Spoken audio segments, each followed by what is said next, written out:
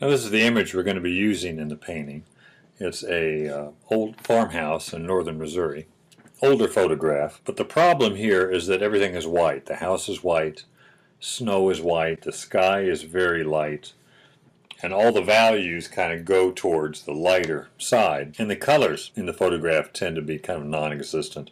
The camera does not pick up the subtleties in the white snow or the white house. Cameras tend to either focus more on the darker side or lighter side. And in this case, the snow just becomes a flat glare.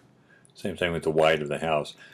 Standing there and doing some sketches at this site, some color sketches, you're able to see how the sunlight and shadow affects white objects. So when the sun hits the snow, it's not white anymore. It's a pale yellow-orange, pale red, reddish-orange. So on the palette, that would translate to white and maybe yellow ochre, or white and cadmium orange, so that it reads as sunlight instead of just white. Same thing with the shadow area. It's affected by the shadow, by the sky, basically. The shadow picks up the reflection of the blue in the sky and turns the shadows very blue.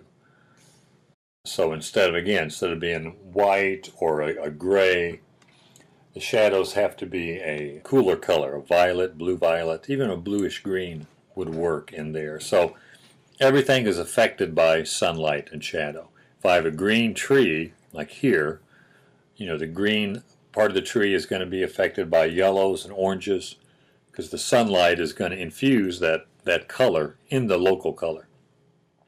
Same thing with the shadow. The green is affected by blue violet. Because it has the lack of sunlight on it, it looks a lot cooler. So local color is one thing, but then the effect of sunlight and shadow is another. The other problem with the photograph is it has a white house and white snow, so they can both look the same, and it kind of flattens out. But we have to think about where the sunlight is. This is late afternoon, so sun is real low and it's coming directly at the house. And it's coming indirectly at the snow. It's not really catching the snow, per se. It's going past it.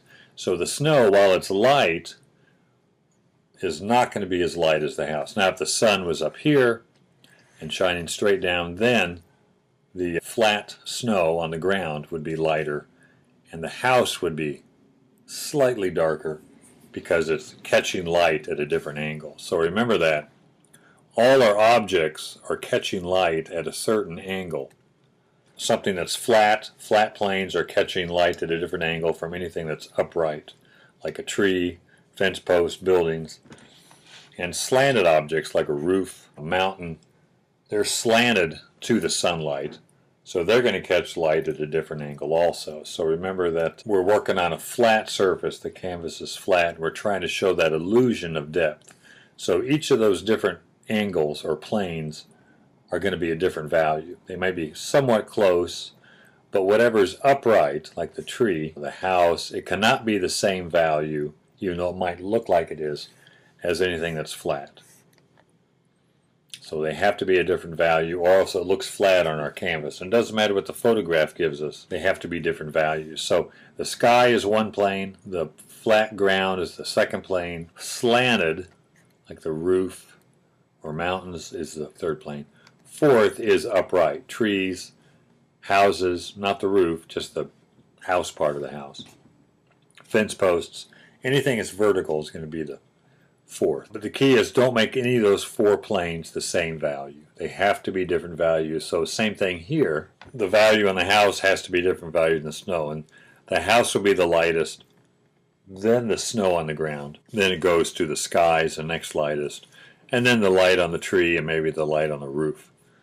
And same thing with shadow. You compare shadow with shadow. So the shadow on the house is going to be a different value from the shadow on the ground. And the house shadow is a little lighter, mainly because the reflected light in these windows and on the side of the house here, that light bounces back into the house and lightens up the shadow and warms it up a little bit. Now as we move to color, I want to think also in terms of, while things are different value, I also want a variety of color.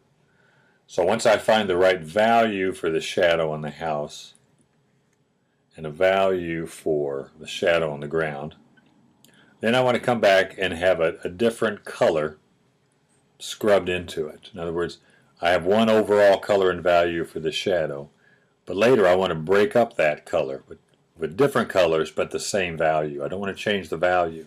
So with the shadow on the ground, I might have blue with a little orange, but then I'll come back and I'll scrub a color into it that's the same value, different color, like a viridian, or maybe alizarin, or maybe orange. And it won't be real thick, but it'll break up the color of this shadow and make it kind of vibrate. And that's what I want to do. Same thing with the white on the house. I might start with white, or the sunlight house on the house. I might start with white and yellow ochre, but I want to come back and use white and a little orange, white and a little bit of alizarin, white and cad red, anything that's going to break up the color. But the key is to make it the same value. Same thing with the sky, so on. But especially with white, and white in the shadow has a lot of color in it because sunlight will bounce around on those shadows and create a variety of subtle color changes.